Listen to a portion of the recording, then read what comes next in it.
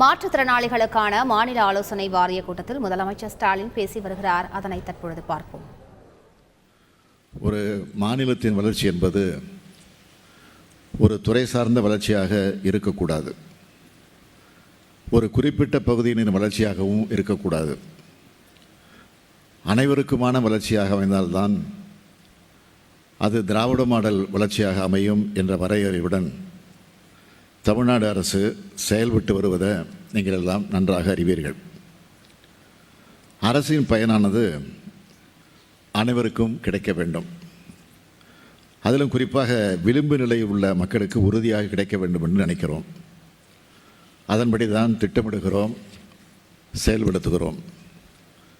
அரசின் கவனம் மிகுதியாக தேவைப்படுவோரில் குறிப்பிடத்தக்க பிரிவினர் மாற்றுத்திறனாளிகள் ஆவார்கள். மாற்றுத்திறனாளிகளின் உரிமைகளை காக்கவும் அவர்கள் சமுதாயத்தில் சமநிலையில் சுயமரியாதையுடன் வாழும் நிலையினை உறுதி செய்யவும் 2011ஆம் ஆண்டில் முத்தமிழறிஞர் தலைவர் கலைஞர் அவர்களால் இது தனித்துறையாக உருவாக்கப்பட்டது.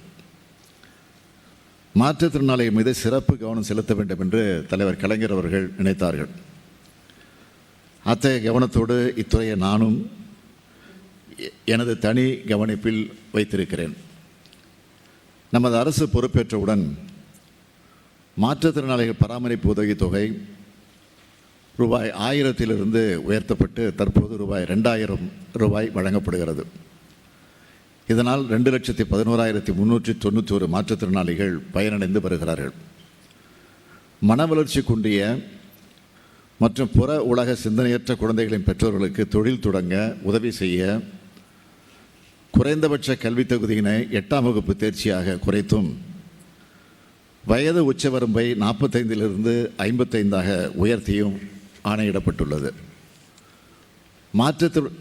மாற்றுத்திறனாளிகள் துணையாளர் ஒருவரோடு கட்டணமின்றி நகர பேருந்துகளில் பயணம் செய்ய ஏதுவாக உத்தரவிடப்பட்டுள்ளது.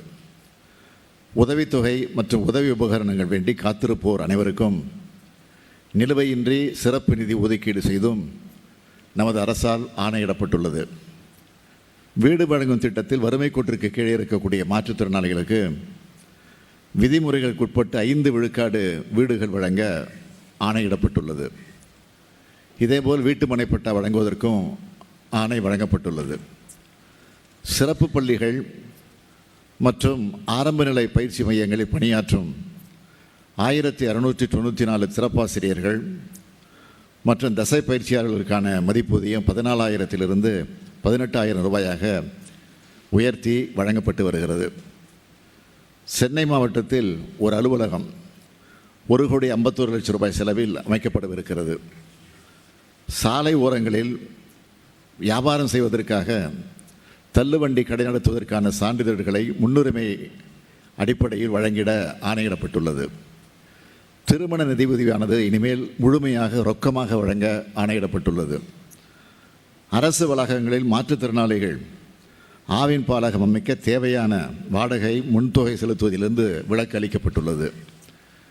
ஏற்கனவே அமைக்கப்பட்டிருந்த தமிழ்நாடு மாற்றுத்திறனாளிகள் நல வாரியம் மற்றும் ஆலோசனை வாரியம் மறுசீரமைப்பு செய்யப்பட்டுள்ளது. அனைத்து வகையான மாற்றுத்திறனாளிகளுக்கும் பயனளிக்கும் வகையில் நடவடிக்கைகள் மேற்கொள்ளப்பட்டுள்ளது.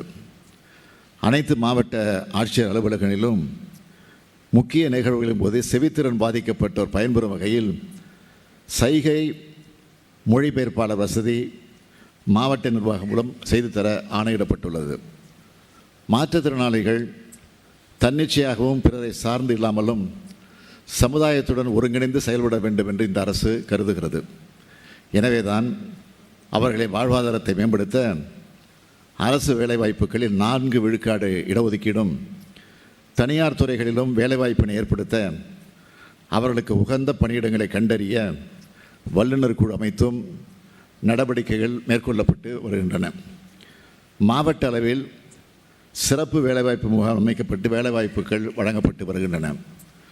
மாற்றுத்திறனாளிகளுக்கு சரியான முறையில் வேலைவாய்ப்பு வழங்கப்படுவதை உறுதி செய்ய உயர்மட்ட கண்காணிப்பு குழுவும் அமைக்கப்பட்டு நடவடிக்கை மேற்கொள்ளப்பட்டு வருகின்றன.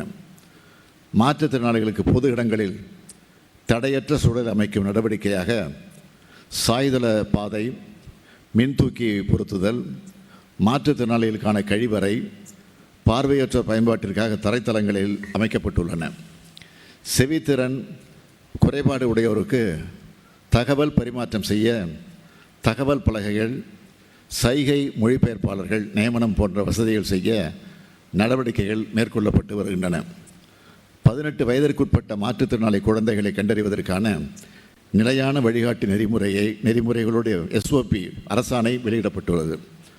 மாற்றுத்திறனாளிகளுக்கான உரிமைகள் திட்டம் உலக வங்கி நிதி உதவியோடு 1763 கோடியே 19 லட்சம் ரூபாய் செலவில் துவங்கப்பட உள்ளன. அடுத்த 6 ஆண்டுகளில் அனைத்து மாவட்டங்களிலும் இந்த திட்டம் செயல்படுத்தப்படும். மாற்றுத்திறனாளிகளின் திறன் மேம்பாடு மற்றும் சுய வேலைவாய்ப்புக்கான பயிற்சியும் தற்போதுள்ள திட்டங்களுடன் ஒருங்கிணைத்து இதர அரசு துறைகளின் மூலம் தொழில்திறன் பயிற்சியும் அளிக்கப்படும். சமூக பதிவு அமைப்பு சோஷியல் ரெஜிஸ்ட்ரி மூலம் மாற்றுத்திறனாளிகள் மற்றும் அவர்களது குடும்பங்கள் பராமரிப்பாளர்களுக்கு சமூக பாதுகாப்பு, அவர்களுக்கான பயன்களை அடையாளம் காணுதல், தேர்வு செய்தல் மற்றும் வழங்குதல் ஆகியவை உறுதி செய்யப்படும். இப்படி ஏராளமான திட்டங்களை மாற்றுத்திறனாளிகளின் காவலரான தலைவர் கலைஞர் அவர்கள் வழியில் நமது அரசு செயல்படுத்தி வருகிறது. இன்னும் நிறைய திட்டங்களை செயல்படுத்த காத்திருக்கிறது. இத்திட்டங்களை எல்லாம் எவ்வாறு மேலும் சிறப்பாக செயல்படுத்தலாம் என்ற ஆலோசனையை அனைவரும் வழங்குமாறு நான் கேட்டுக்கொள்கிறேன். அவசிய தேவைகள் குறித்தும் ஆலோசனைகளை இங்கே சொல்லுங்கள். செய்ய என்ற ஆலோசனைகளை சொல்லுங்கள். ஒரே ஒரு மாற்றுத்திறனாளியும் மன வருத்தம் அடைந்துவிடக்கூடாது. ஒரே ஒருவருக்கு நன்மை பயக்க வேண்டாலும் அந்த செயலை நாம் செய்தாக வேண்டும். இத்தகைய கருணை உள்ளத்தோடு இவர்களது நலம் காக்க பாடுபட நாம் என்றைக்கும் துணையாக நிற்போம். நன்றி, வணக்கம். மாற்றுத்திறனாளிகளுக்கான மாநில ஆலோசனை வாரிய கூட்டத்தில் முதலமைச்சர் ஸ்டாலின் பேசிய காட்சிகளை பார்த்தோம்.